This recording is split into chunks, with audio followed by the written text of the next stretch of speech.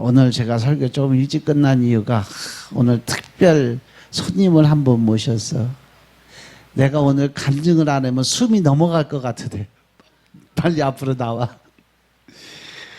아유, 생께 와서 제가 이렇게 변했어요. 꼭 말하고 싶다 그래서 내가 해봐라 그랬어. 그래서 우리 강문희 집사님 하나님께 간증으로 영광 올려드리시겠답니다. 네, 안녕하세요. 오늘 세인교에서 간증을 하게 된 강문희 집사입니다. 반갑습니다. 네, 우선 이 자리에 있게 해주신 주님께 기도 먼저 시작하고 간증하도록 하겠습니다.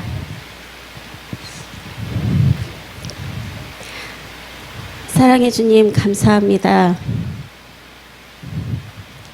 오늘 울지 않게 해달라고 기도를 하고 나왔는데 이 자리에 서니 눈물이 먼저 나네요. 감사합니다.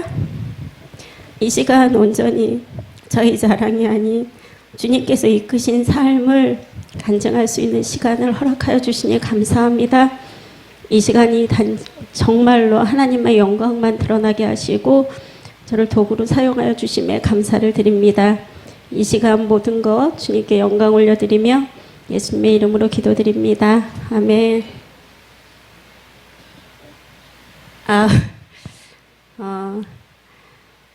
이렇게 제가 간증을 서게 된다라는 게 간증인 것 기적인 것 같습니다. 저는 예수님을 몰랐고요. 알고 산지는 어제 제가 이제 간증을 지난주에 준비하라고 했을 때 내가 간증할 게 하나님 앞에 있을까요? 라고 질문을 했을 때 그것 또한 그 질문 또한 교만이었음을 제가 깨달았습니다. 왜냐하면 저희는 믿음의 가정이 아니었고요. 저희가 먼저 하나님을 알게 되고 하나님을 믿고 또 이렇게 교회에 나오게 되었습니다. 그래서 저희가 믿음을 산 지는 따져보니까 이제 11년 차가 되더라고요. 그래서 기억을 해봤습니다. 왜 주님께서 저희를 그 전에 왜 부르시지 않으셨을까를 생각을 하면서 제 살아온 가정들을 이렇게 되짚어 보게 되더라고요.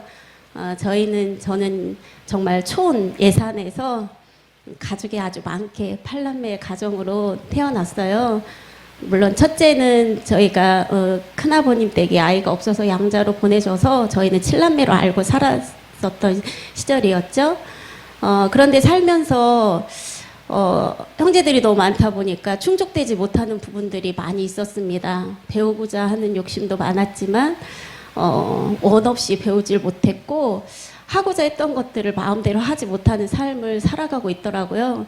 그래서 어려서부터 그 생각을 했던 것 같아요. 부모도 내 인생을 책임져 주지 않는구나를 미리 깨달았습니다. 그래서 하고자 하는 거를 해달라고 할 수 없었고요. 20살이 되면 내가 돈 벌어서 하지 않을까라는 부분으로 그냥 열심히 착하게 잘 살았던 것 같아요. 그래서 하지 말라는 거 안 했고요. 그냥 하라는 대로 올곧게 그냥 착한 딸로 살았던 것 같습니다. 그래서 열심히 20살이 되기를 바라고 20살이 되어서야 제가 이제 하고자 하는 일을 그때부터 하기 시작합니다. 그래서 정말 열심히 불평불만 할 수 있는 상황이 안 됐습니다. 왜 안 되니까. 그래서 당연히 그 삶이 당연한 건 줄 알았고 그래서 그럼 내 힘으로 살 수 있는 게 20살이니 20살이 되었을 때 내 삶을 살리라. 그리고 20살 때부터 열심히 나의 살기를 찾아서 열심히 살았던 것 같습니다. 그런데 열심히 하면 할수록 채워지지 않는 그 무언가가 그리고 이렇게 열심히 노력을 하는데 나는 100을 하는 것 같은데 왜 70밖에 채워지지 않는 것 같지? 왜 내가 원하는 대로 다 이루어지지 않지라는 공허함에 삶을 살았던 것 같아요. 그래서 뭔가 있지 않나? 내 힘으로 안 되는 뭐가 있지 않나를 늘 생각을 했고요. 그리고 제 인생은 한 40까지만 제가 계획을 세웠던 것 같습니다. 40대까지는 열심히 살고 그 이후의 인생은 내가 열심히 산 것으로 그 운으로 기회로 살 거다라는 생각을 했었던 것 같아요. 그리고 하나님을 전혀 몰랐고요. 누가 저한테 예수님을 전도하지도 않았던 것 같아요. 지금 생각하면 어쩜 그랬을까.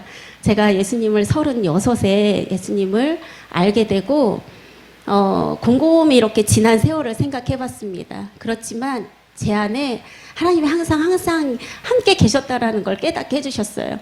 그게 뭐냐면 하나님이라는 존재를 알지 못했지만 힘들 때 천지 만물을 창조하신 하나님이 계시다면 열심히 산 자에게 반드시 기회가 있으리라. 제가 그 말을 기도로 하면서 계속 살았더라고요. 그러다가 열심히 살아서 제가 33살에 결혼을 하게 됩니다. 그래서 결혼을 했는데요. 열심히 살았기 때문에 만족했고요. 그 생활에 만족했고, 그리고 결혼을 한과 동시에 내 인생은 이제 끝났구나 이렇게 생각을 했어요. 그래서 어려움이 없을 줄 알았고요. 그런데 저의 가정에 아이가 생기질 않는 거예요. 저는 단 한 번도 그거에 대해서 저에게 있으리라는 생각을 단 한 번도 해보질 않았습니다. 왜?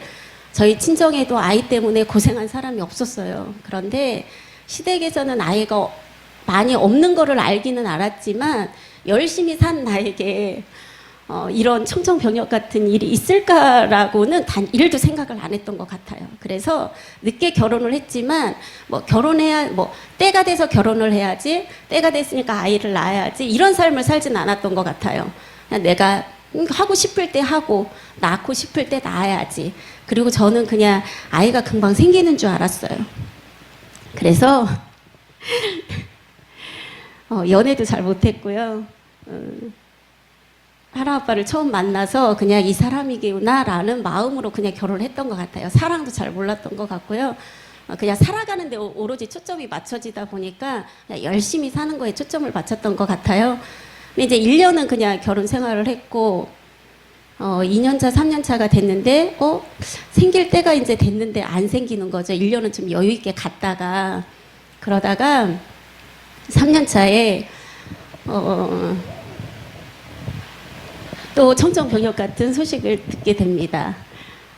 물론 1년차 지나고 나서 병원에 방문을 했었어요. 그런데 그때 의사 선생님이 아무래도 빨리 가지려면 시험관을 하는 게 빠를 것이다라고 얘기를 하셨었어요.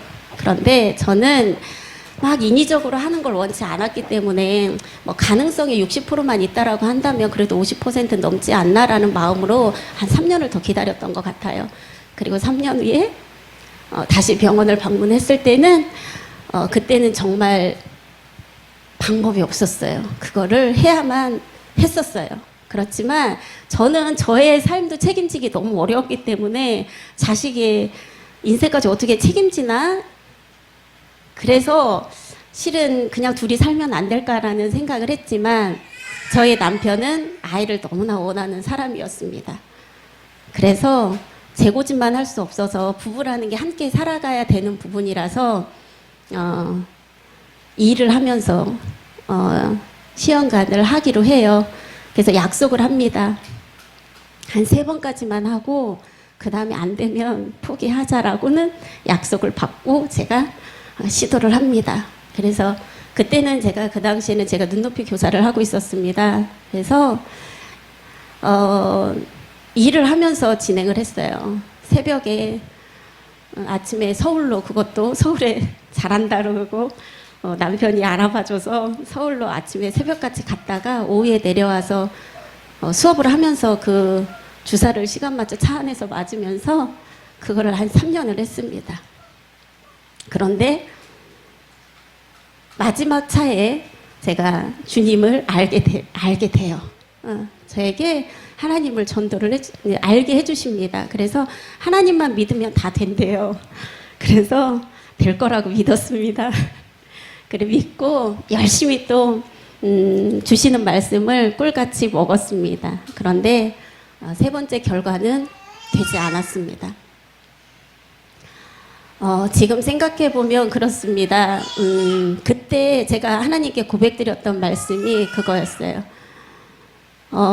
확인을 하고 책상에 앉았는데 눈물이 나더라고요. 하나님, 제가 하나님을 온전히 믿었다라고 생각을 했는데 아니었나요? 분명히 하나님은 무에서 유를 창조하시고 죽은 자도 살리셨다라는 말씀을 제가 봤습니다. 그래서 그거를 믿었습니다. 그런데 왜 저에게는 이런 일이 되지 않았죠? 제 믿음이 아니었나요? 라는 고백을 하면서 엉엉 울었던 기억이 나요. 그리고 나서 이제 끝났잖아요. 저에게 이제 아이는 없습니다. 그래서 하나님 아빠에게 마음을 정리하게 하는데 그런 찰나에 하나님을 알게 된 거예요. 그래서 포기를 하려고 했는데 자꾸 말씀으로 주위에서 말씀을 주십니다. 하나님은 무에서 유를 창조하시고 생육하고 번성하라고 하셨어. 그건 하나님 뜻이 아니야 라고 얘기를 하고 그러면 자연적으로 주셔야 되는 거 아니에요? 제가 말씀을 갖고 하나님께 기도를 합니다. 무에서 유를 살리고 생육하고 번성하기를 원하셨던 하나님이신데 왜 저한테는 주시지 않으셨을까요? 라는 말씀으로 제가 하나님께 묻기 시작을 해요. 그러면서 의학도 하나님이 만드신 거다라는 말씀을 목사님을 통해서 또 저에게 해주십니다. 그래서 기도를 들어가기 시작을 했어요. 그래서 작정을 하고 100일 기도를 하고요. 100일 기도하는 찰나에 그때 성경 말씀에 솔로몬이 1000일째를 했더라고 기록이 되어 있더라고요. 그래서 이참에 100일 하면서 1000일 하자 이러면서 제가 다짐을 합니다. 그래서 기도를 하던 와중에 주님께서 말씀을 주십니다. 하라고. 제가 어쩌면 제가 원하는 방법은 자연적인 거였어요. 그거는 저의 방법이었고요.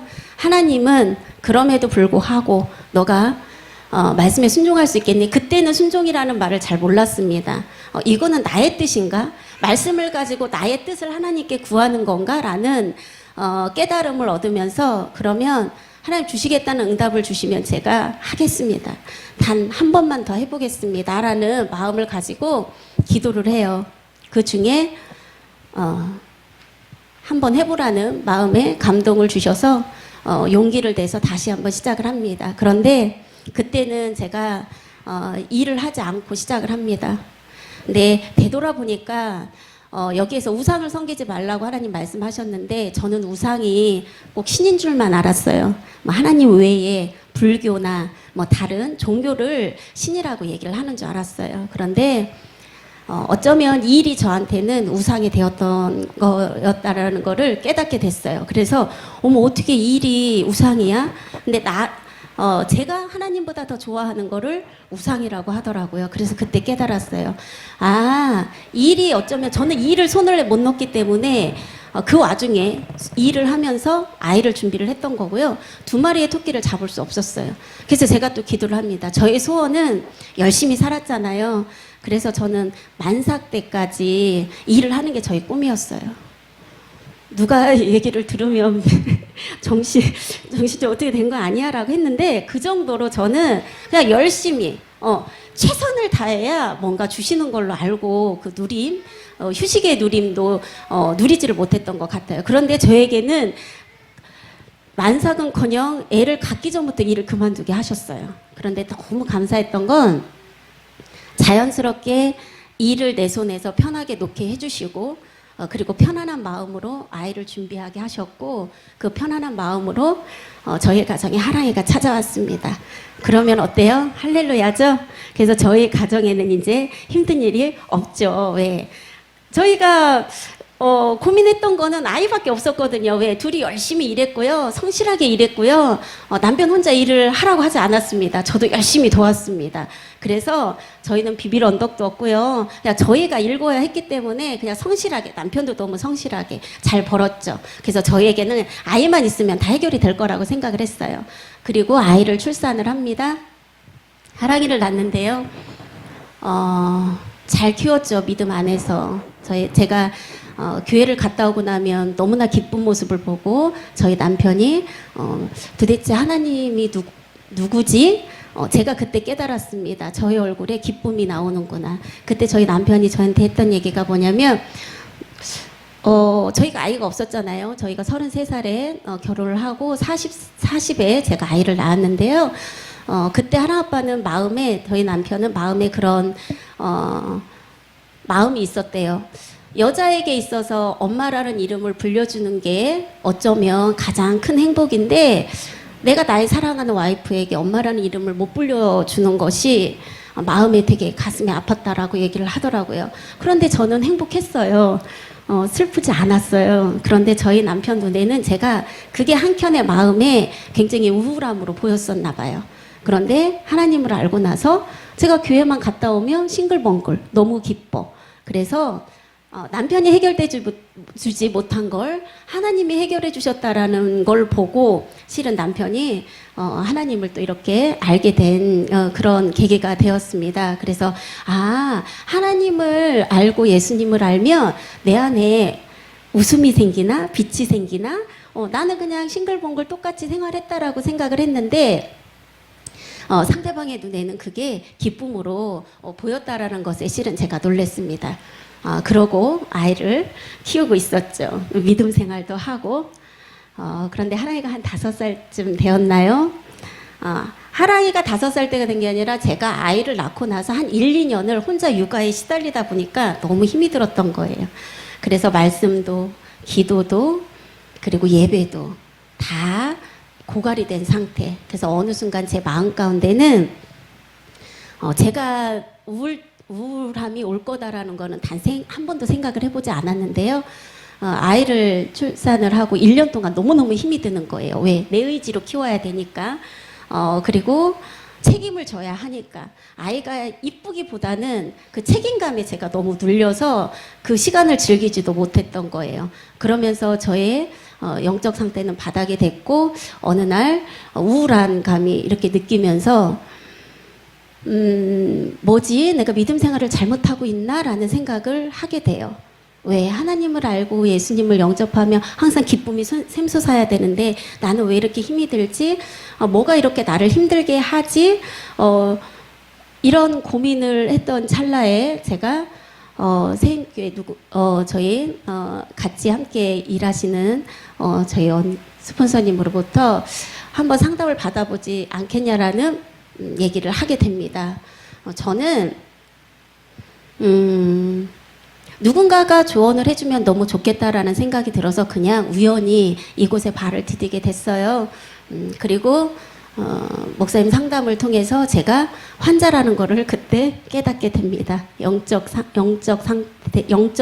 영적으로 환자라는 걸 얘기를 듣고 충격을 받았어요. 실은 제가요? 왜요? 아무 이유가 없잖아요. 그런데 치료를 받아야 된대요. 그래서 그런 것도 있어요? 영적인 걸 몰랐으니까. 그런데 그 전에 저는 이렇게 많이 느꼈던 것 같아요. 저희가 전에 이제 다녔던 교회에서도 이렇게 성령 체험을 하고 나면 이렇게 해요. 그래서 했는데 제 마음 가운데 이건 성령이 아닌 것 같은데 라는 마음이 들었어요. 그런데 이건 뭐지? 이게 성령인가? 이런 게 성령인가? 라고 물었을 때 그게 성령이다라는 얘기를 듣고 이게 성령을 받은 거구나 라는 생각을 했어요. 그런데 근데 내 마음 가운데는 왜 이렇게 힘이 들지?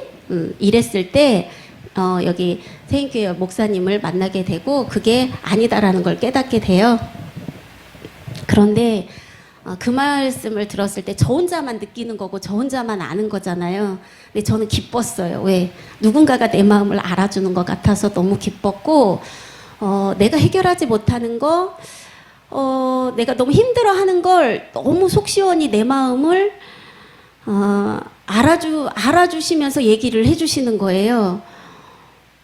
어머, 이건 나밖에 못 느끼는 거고 나만 하는 건데 내 마음을 어떻게 이렇게 잘 알지라고 했을 때 그게 바로 성령님이 알려주신다라는 말씀을 듣고 어머 그래요? 그러면서 제가 일주일에 한 번씩 치료를 받으러 이 자리에 오게 됩니다. 그러면서 영적인 게 무엇인지를 알게 되고 깨닫게 되고 체험을 하면서 말씀을 하루에 30장씩 읽으시라고 하시더라고요. 그래서 순종하는 마음으로 저 시키면 잘해요. 무조건 하라고 하면 해요.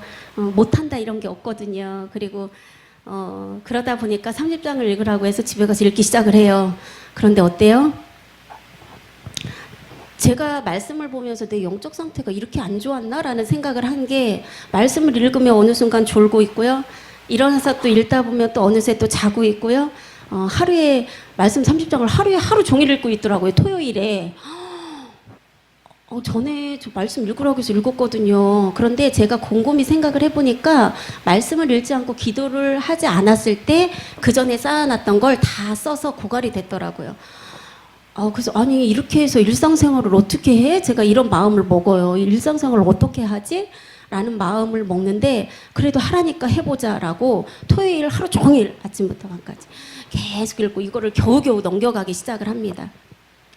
그런데 어느 날 제 마음 가운데 꿀같이 달아지는 이 말씀이 한눈에 들어오기 시작을 해요. 아, 이게 영적으로 살아나는 건가라는 거를 체험을 하면서 제가 기도를 하게 되는데요. 어떤 기도였냐면, 하나님, 저희가 예수님을, 하나님을 알잖아요. 주세요, 주세요라는 기도만 했더라고요. 하나님을 무슨 정말 뚝딱하면 줄게 다 주신다라는 분이어서 다 받을 것만 생각을 했더라고요. 그런데 어느 날 알게 됩니다. 내가 태어난 목적이 뭔가를 생각을 하게 돼요. 나는 어떤 사람으로 태어났을까라는 생각을 해봤을 때 하나님 저는 어떤 형상으로 어떤 모양으로 이 땅에 저를 만드셨나요? 라는 궁금증을 갖게 돼요. 그런데 저는 항상 밝고 기쁘고 행복하게 살아가야 되는 사람이었어요. 그런데 어느 날 내 감정을 표현하지 못하고 내가 어떤 사람으로 만들어진지도 모르고 내가 그 모양인 것처럼 살아가고 있는 모습을 마주하게 됩니다. 저는 좋아하는 게 있어요. 제가 저희 이 자리에도 저희 친구 이문희 집사가 있는데요. 제가 그 얘기를 하면 빵 터져요. 제가 예전에 뭘 하기 좋아했었냐면 연예인이 되는 게 제 꿈이었어요. 안 웃어주시나요? 상상치도 못했죠. 왜? 항상 조용했던 아이가, 저 학교 다닐 때도 항상 조용했고요. 누군가가 그냥 꽂아놓은 보리자루처럼 그냥 걔가 있었어? 이럴 정도의 그런 조용하게 다녔던 아이인데 제가 연예인이 꿈이었어라고 하니까 우리 이문희 집사가 빵 하고 터지더라고요. 그래서 그게 그렇게 뻥 터질 일인가? 그렇죠. 왜 제가 표현하지 않았거든요. 그렇지만 내 안에서는 하고 싶은 게 되게 많았거든요. 그래서 남들 TV 볼 때 실은 제가 곰곰이 생각을 해봤더니 어렸을 때 남들 TV 볼 때 혼자 방에서 DJ를 하고 있었어요, 제가.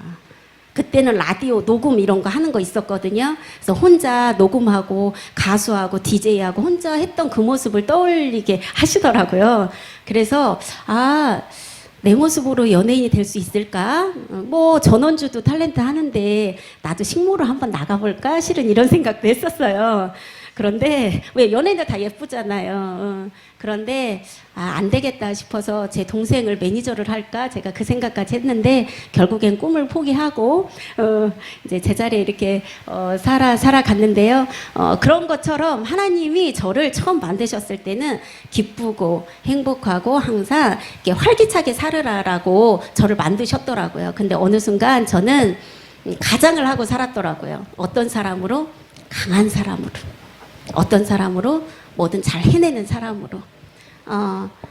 그러다 보니까 내가 아는 나와 남들이 아는 나는 조금 다른 감을 느꼈어요. 저는 열등감도 되게 많았고요. 뭔가 하고자 하는 것도 되게 많았던 것 같아요. 그런데 주위 사람들은 나를 굉장히 뭐든 잘하고 그렇게 똑부러지고 막 이런 사람으로 알고 있었던 거예요. 그래서 제가 하나님 저는 제가 열심히 살았고요. 저 죄 짓지 않았어요. 그런데 어느 날 죄인이랍니다. 예수님을 알고 나서 죄인이래요. 그래서 제가 무슨 죄를 졌나요? 라고 봤을 때 하나님 형상대로 살지 못하고 내 뜻대로 내가 나를 만들면서 그러니까 하나님이 원래 강문이라는 사람을 만들었던 강문이와 내가 나를 만든 강문이는 전혀 다른 사람으로 살고 있는 걸 알게 돼요. 그래서 고백을 하게 됩니다. 제가 죄인이군요.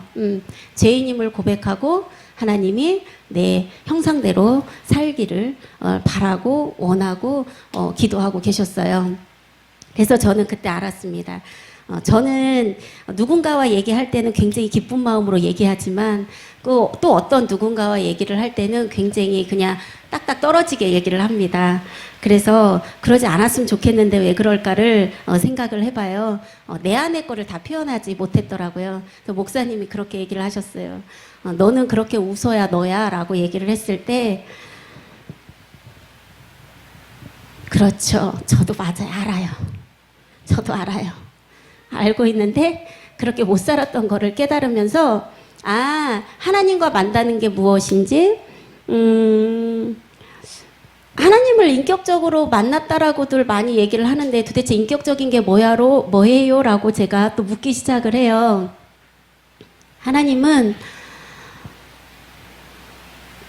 태초에 있기 전부터 나를 만들기 전부터 내 옆에 계셨었고 내가 어떤 길을 가든 항상 옆에 있었다라는 것을 보여주시고 그리고 이 시간 또 이곳에 와서 내가 스스로 깨닫고 알고 변해가는 그 모습의 과정을 인격적으로 기다리고 계셨더라고요.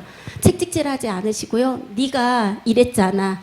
너가 잘못한 거야 라고 얘기하지 않으시고 기다려주시고 묵묵히 기다려주시고 그리고 스스로 알고 깨닫게 이렇게 만들어 주시더라고요. 그래서 요즘에는요, 제가 얘기합니다. 오늘 이 시간이 제일 행복합니다. 그리고 내일은 내일 해가 뜰 수 있지만 지금 이 시간 예수님으로 인해서 너무나 행복합니다라고 제가 고백을 하는 그런 딸이 됐고요. 실은 제가 이쪽에 오면서 저희 가정에 또 영적 전쟁이 시작이 됐어요. 한 2, 3년간 몰랐던 사실들을 너무나 알게 됩니다. 어떤 거? 내 안에 있는 것들. 저는 혈기가 뭐야? 이랬던 사람이에요. 어이없죠. 혈기를 왜 내? 이랬는데 나중에는 이 안에 있는 것들이 다 이렇게 뒤집어지면서 저도 혈기가 있었고요. 희노애락이라는 감정들을 다 느끼는 사람이었더라고요. 그리고 제가 회복이 되면서 저희 남편을 보게 됩니다. 저희 남편은요, 세상에 둘도 없는 천사였어요. 저한테는. 그래서 주위에 물어볼 정도로 아직도 좋아? 이게 저에 대한 첫 인사였어요. 선생님들이. 아직도 좋아? 안 좋을 이유가 없는데 세상에 이런 사람이 있나? 이럴 정도로 너무나 저에게 천사 같은 남편이었는데요. 한 2, 3년에 그게 아니다라는 걸 깨게 되죠. 왜? 사람에게는 다 혈기도 있고 감정이 있고 이런 모습들을 제가 꺼집어내기 시작을 하면서 저희 남편의 것도 다 보게 됩니다. 그래서 지금은요 너무 행복해요. 뭐가 행복하냐고요? 주님이 계시기에 행복합니다. 그리고 저는 백도 뭣도 아무것도 없어요. 그렇지만 주님이 저희 등 뒤에서 항상 지키고 계심을 보게 하시고 느끼게 하시고 알게 하시고 내가 그럴지라도 그리 아니하실지라도 나를 사랑해 주시는 주님을 믿음으로 제가 마음으로 알게 해주셔서 너무나 감사하다. 그래서 기도하고 있습니다. 저희 남편도 저와 같은 이 하나님, 정말 인격적으로 만나주시는 하나님, 알게 해주시는 하나님을 함께 만나기를 기도합니다. 그래서 오늘 제가 주님 제가 간증을 할 때 무슨 간증을 할까요? 라고 했을 때 하나님 이 찬양을 주셨습니다. 생각지 않았는데요. 사랑합니다 나의 예수님이라는 찬양을 주시더라고요. 그래서 아침에 사랑합니다 나의 예수님 사랑합니다 아주 많이요 사랑합니다 나의 예수님 사랑합니다 그것뿐이에요. 이렇게 사랑합니다 나의 예수님이라는 찬양을 주시더라고요. 그래서 나에게 사랑을 전하라고 말씀을 하시는가 보다라는 마음을 가지고 제가 기도를 했어요. 함께 들어주시면 너무나 좋을 것 같습니다. 나를 가장 잘 아시는 주님, 이 세상에서 가장 보배롭고 존귀하게 만드시고 기뻐하실 주님, 주님의 뜻대로 살아가지 못했음을 회개합니다. 주님은 내게 아무것도 바라지 않으시고 오직 사랑한다라고 말씀해 주시는 주님. 삶의 무게가 너무 무거웠고 주님을 만난 그날 오직 기쁨으로 하루하루를 살았고 그로 인해 원하는 바가 있어서 기도를 하기 시작했습니다. 묵묵히 나를 지켜봐 주시고 이길 힘을 주시고 주님의 자마 삼아 주셔서 구원하신 주님 감사하고도 감사합니다. 주님은 나에게 무조건 사랑만을 주시는데 저는 조건적인 사랑을 하고 있을 때가 너무나도 많습니다. 주님의 뜻대로 살아내지 못해서 죄송하고 죄송합니다. 주님 안에서 마음껏 웃고 까불고 누리는 자 되겠습니다. 본래 나를 만드신 목적대로 살아가길 원합니다. 저도 주님을 무조건적으로 사랑할 수 있는 마음을 주세요. 오직 주님만으로도 기쁘고 행복하다라고 진실로 믿음의 고백이 될 수 있도록 도와주세요. 진리가 너희를 자유케 하리라. 제가 이곳에 나올 때 주님께서 주신 말씀입니다. 근데 이 말씀이 저는 남편에게 주시는 말씀인 줄 알았습니다. 그런데 알게 되었습니다. 그게 저에게 주시는 말씀임을 알게 됩니다. 죄인임을 고백하고 자유한 삶을 살게 인도하여 주신 주님 감사합니다. 하랑이 주심도 감사. 저희 엄마가 제가 생교에 오고 나서 이곳에 오셔서 치료를 받으셨어요. 그리고 나서 예수님을 영접하고 교회에 나가시고 이렇게 또 믿음의 가정이 또 되어가고 있습니다. 저희 부모님을 또 구원하여 주신 감사합니다. 또 저희 아빠를 살려주셨습니다. 저희 아빠가 수술실에 들어가셨을 때 제가 기도를 했습니다. 하나님, 저희 아빠가 예수님 알고 가셔야 돼요. 제가 처음에 이곳에 왔을 때 저희 기도 제목은 오로지 부모님이 예수님을 알고 천국에 가시는 게 처음 믿음 때부터 지금까지의 고백입니다. 그래서 아직 살아계신 저희 부모님 꼭 천국에 집 짓고 가실 수 있도록 지금도 여전히 기도하고 있습니다. 기도할 수 있음에 감사, 죄인임을 고백하게 하신 감사, 주님의 은혜로 살아가게 하신 감사, 그리고 영적 리더자를 잘 만나게 하시고 인도하여 주신 주님 감사합니다. 완전 저는 복덩어리입니다. 실은 이곳에 와서도 제 마음을 내가 이제까지 살아온 게 잘못 살았던 것처럼 제가 느껴질 때가 있었어요. 그래서 피하고 싶고 나가고 싶고 인정하고 싶지 않았어요. 그게 자존심이라고 얘기를 하셨어요. 저는 자존심이 되게 좋은 걸로 알고 살았습니다. 그런데 이곳에서 알게 됐습니다. 자존심은 우리 사모님들 얘기하신 것처럼 자존신이라는 걸, 제가 그 신을 잡고 살았던 걸 또 알게 해주셨습니다. 요즘에는 모든 게 그냥 감사, 자상한 남편 주심도 감사. 저희가 기도하는 제목이 있습니다. 저희는 그냥 하라면 하고 옳지 않은 길은 가지 말라고 하면 잘 안 가는 성향이었어요. 그래서 제가 기도하는 제목은 저희 가정이 올곧게 주님의 롤모델이 돼서 정말 많은 사람들에게 빛이 되는 그런 가정이 되기를 늘 기도하고 있고요.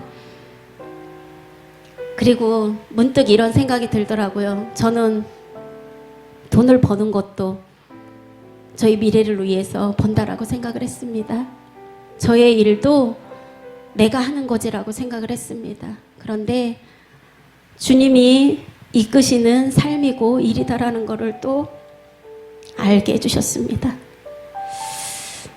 자꾸 피하고 싶었지만 주님은 자꾸 순종하라고 얘기를 하십니다. 너무 힘이 들었지만 다짐을 합니다. 이 자리에서 주님께 고백을 하고 기도를 드립니다. 주님 도와주세요. 제가 주님의 일을 잘 해낼 수 있도록 힘을 주시고 또 함께 붙여주신 동역자들을 잘 따라서 주님의 일을 멋지게 해낼 수 있는 힘을 달라고 기도를 합니다. 엊그제까지도 자꾸 다른 생각이 들어서 어떻게 할까를 고민을 했는데요. 이제는 다른 마음 먹지 않고 주님이 주시는 일로 함께 붙여주신 동력자를 믿고 따라가겠노라고 이 자리에서 선포를 합니다. 네, 먹고 입고 마시고 사는 거 걱정하게 해주셔서 감사하다라는 고백을 얼마 전에 하게 됐어요. 내가 지금 먹고 사는 거 주님께서 다 책임져 주시는 거나 왜 때에 따라서 다 주시더라고요. 그래서 어떻게 그게 가능할까라고 했는데 그게 하나님이셨습니다. 네, 그래서 지금은 제 힘이 아닌 주님의 뜻을 따라 묵묵히 가려고 순종하려고 마음을 먹고요. 요즘 제가 듣는 얘기가 있어요. 제가 한동안 일을 열심히 했잖아요. 쉬지를 않았잖아요. 근데 요즘에 저희 남편이 저한테 얘기를 합니다. 제일 편한 것 같다고. 그 편안함을 알게 해주신 주님께 또 감사를 드립니다. 저는 하나님께서 주시는 쉼도 실은 쉬지를 못했어요. 내가 이래도 되나? 이렇게 쉬어도 되나? 이렇게 나가서 일을 하지 않아도 되나? 늘 마음 가운데 힘듦이 있었지만 지금은 그 쉼이 어쩌면 저에게 하나님이 그만 이제 쉬어. 제가 쉼을 못하니까 계속 쉼을 주시더라고요. 그래서 제가 이제 손을 듭니다. 주님 이제 저 다 쉬었어요. 이제 뛸게요. 라는 고백을 하면서 제가 이제는 쉼을 마음 놓고 누렸듯이 앞으로는 주님의 일을 향해 열심히 뛰어갈 걸 이 자리에서 선포하고 또 많은 기도 부탁드리겠습니다. 네, 요즘엔 믿음이 너무나 감사하고 감사함으로 하루하루를 살아가고 있습니다. 제가 2020년도에 하나님께서 주신 응답이 있었어요. 이렇게 제가 항상 기도를 이렇게 책으로 썼는데요. 이게 언제 주셨나 봤더니 2020년 2월 9일에서 11일 사이 12시 47분에 저에게 주신 응답을 이렇게 제가 썼더라고요. 근데 이게 저는 그 해에 다 이루어질 줄 알았어요. 그런데 아니더라고요. 제 그릇이 만들어질 때까지 기다려주시는 주님, 이제는 그릇 만들어 놓고 또 주님 따라가기를 바라고 있습니다. 그래서 늘 감사함으로 또 주님께서 저희 영적 리더자를 통해서 주시는 말씀 순종하면서 또 주님의 일을 잘 감당하는 믿음의 가정이 되고 또 제가 되기를 소망하고 여러분들이 되길 소망하며 이상 마치겠습니다. 감사합니다. 할렐루야. 간증하라 그러면 못한다고 20분 30분 어떻게 하냐고 그러면 꼭 시작하면 35분 40분이요. 근데 너무 감사해요. 우리 강문희 집사가 참 많이 변했어요. 그전에는 다 끌어안고 속에다 감추고 그냥 누르고 그러고 살았던 사람이고 자존심이 엄청 강했던 사람이에요. 그러더니 2년, 3년 만에 완전히 바뀌었네요. 나를 드러낼 수 있고 자신감 있게 뭔가 추구하고 어제 하나님 배령관 말씀을 주셔서 어저녁에 상담 한 2시간 이상 했어요. 그랬더니 하나님이 다시 시작하자라고 말씀하시고 또 그거 하는 사업도 하나님 이제부터 동행하신다라고 하시면서 열심히 뛰라고 그러시더라고요. 그래서 어제 상담하면서 얘기를 쭉 해줬는데 뭔가 하나님을 만나고 우리가 예수님 안에 들어오면 제일 먼저 해야 되는 게 뭐다? 말과 행동이 바뀌어야 된다. 내 과거의 삶과 현실의 삶 속에서 내가 바뀐 삶을 보이지 않고 선포하지 않으면 결코 나는 믿음 안에 들어온 사람이 아니라 형식적인 종교인의 삶을 살 수밖에 없다는 거죠.